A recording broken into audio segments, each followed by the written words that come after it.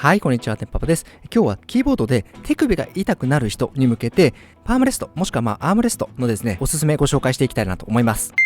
はい、今日の目次なんですけども、まずはこのパームレスト、もしくはアームレストですね、を使うきっかけとなった私の実体験をご説明した上で、その後にどのパームレストですね、これが硬いやつの長い1本のやつですね。で、これが柔らかいやつの1本のやつ。そして最後にこれが木の硬い分裂のやつなんですけども、どれがいいのかというのをですね、自分自身が1年ぐらいこの3つを使ってみて、ベストなものをですね、ご紹介していきたいなというふうに思います。そしたらまずそもそもなんで使うことになったかというきっかけをお伝えできればと思うんですけども、私自身実はですね、私こういうアームレストとかパームレストを使っていなかったんですけれども、やっぱりキーボードをですね、打っていると、ここの手首の部分、両手もなんですけど痛くなってくることに気づきました。なので、やっぱこのままいくと腱鞘炎になりそうだなという風になって、使い始めようと思ったのが、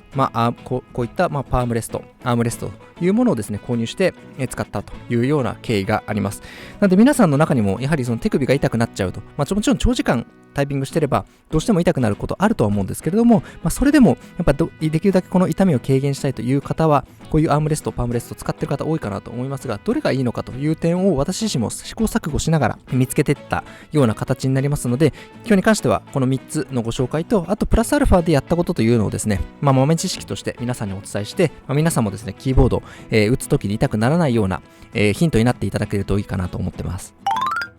それでは早速、パームレスト、アームレストのですね、ご紹介していければと思いますが、これまず最初に買ったのはこの柔らかいタイプの、こんな感じでグナングナンって曲がるようなタイプのアームレスト、パームレストを購入したような感じです。で、もちろん当然使うときはこんな感じでキーボードのところにやって打てるような形になるんですけれども、最初はですね、この柔らかいのが嬉しいなと、プニプニしてますし、支えてる、もらってる感、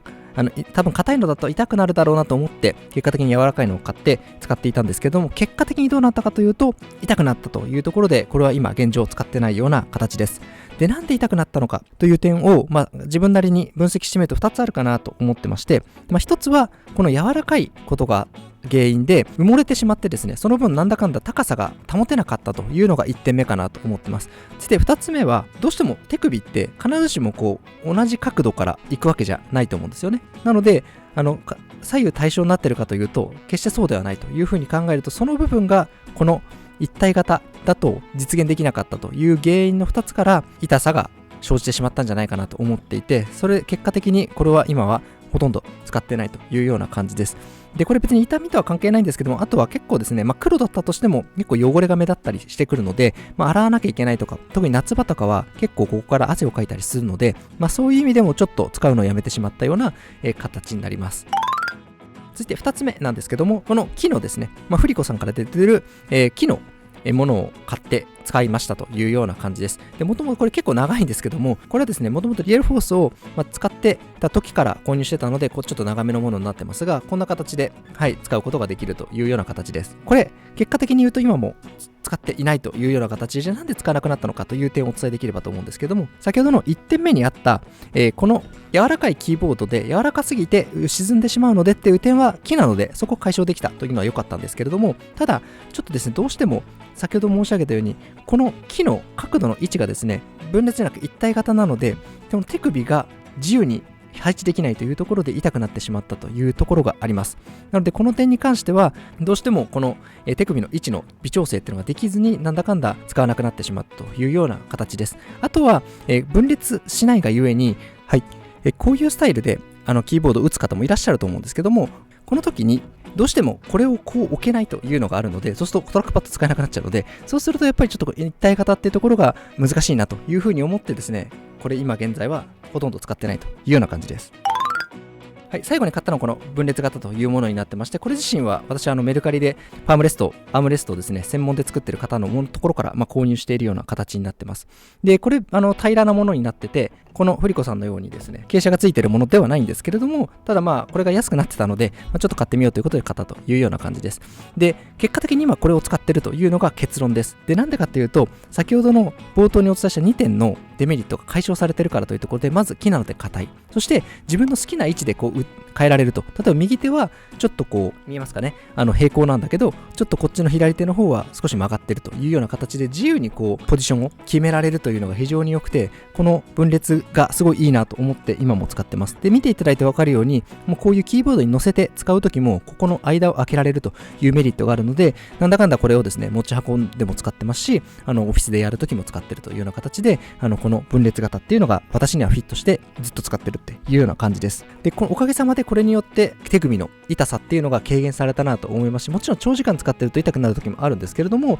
ぱその点においてこのパームレストアームレスト自体はすごく大事なものだと思いますし、自分自身に合うという意味ではこの分裂かつ硬い木っていうところが私はあってですね、今ずっと使っているような形ですので、もし皆さんもですねパームレストアームレスト悩まれる時には、私の意見は一つの、アドバイスとして聞いていただければと思いますけれども、そういう軸で選ばれるといいのかなと思ってます。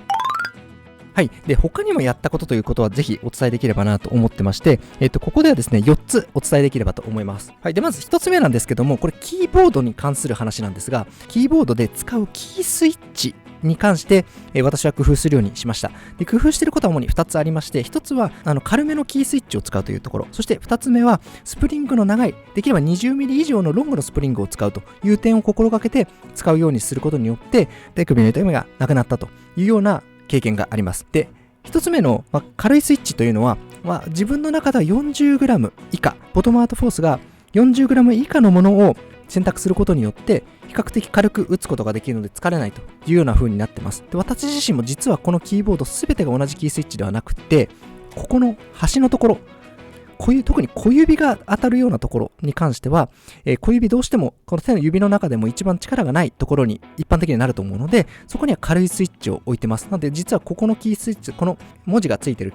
部分のキースイッチとこの端のキースイッチっていうのが違うというような工夫を私はわざわざしているような形です。なのでそういう風にすることによって、特に小指の部分、先ほど言ったように力がないところにはできるだけ軽いスイッチを置いて、それ以外のところはある程度の重みがあっても大丈夫ということでやってて、それが結構構想しているという感じになるので、もし皆さんも、全体がちょっと軽すぎると嫌だなという方は、せめて小指とか力がない指のところは軽いスイッチを置くというような工夫をしていただくといいのかなと思ってます。